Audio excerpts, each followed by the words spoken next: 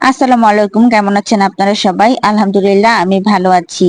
এই যে আপনাদের চোখের সামনে এত এত ফল দেখছেন, সেগুলো কে এনেছে জানেন? আমার ছোট বোন। ছোটবেলার কত স্মৃতি। ছোটবেলা যখন একসাথে খেলতাম, তখন ও আমার ছোট ছিল বলে সবাই ওকেই আদর করতো বেশি। অবশ্য আমিও ওকে অনেক বেশি আদর করতাম। আর আমাদের লাইফটা ছিল একটু ভিন্ন রকম। আমরা বেশিরভাগ সময়ই আত্মীয় স্বজন সবাইকে নিয়ে একই বাসায় থাকতাম। আর যদি তা না সম্ভব হতো তাহলে কিছুদিন হয়তো আমরা ছুটির দিনগুলো সবাই মিলে একসাথেই থাকতাম। আর বিশেষ করে আমাদের বাসাতেই সবাই আসতে বেশি একটু পছন্দ করত।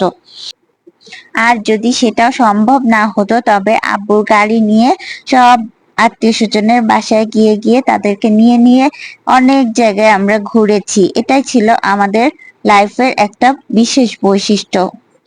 ও, একটি কথা বলতেই ভুলে গিয়েছি, কি কারণে এতগুলো ফল আনা হয়েছে সেটা তো একবার জানানোর কথা ছিল। আমার বোন যখন আম্মুকে দেখতে আসে তখনই এইরকম কিছু ঘটনা ঘটে।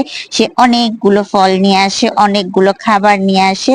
যখন যেটা মনে হয় তখন সেটা আম্মুর জন্য নিয়ে আসে। ও যখন আসে আমাদের বাসায় অনেক দিন পর পর আসে।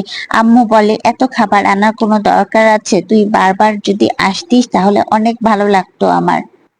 ঈদের সময় যখন আসে তখন ও আম্মুর জন্য অনেক কিছু বিশেষভাবে কেনাকাটা করে। কিন্তু দুঃখের বিষয়, ওর সাথে এবার আমার একটুও দেখা হয়নি। আমি ফোনে কথা বলেছিলাম এতটুকুই। আমি বাহিরে ছিলাম, বাহির থেকে এসে শুনলাম যখন আমার বোন এসেছে তখন ওকে কল করি। টেবিলের উপর সাজানো এতগুলো ফল দেখে বললাম যে একটু ব্লগ করি। তো আম্মু নাকি আগেই বলে গিয়েছিল যে দেখবি ও ঠিকই ব্লগ করছে।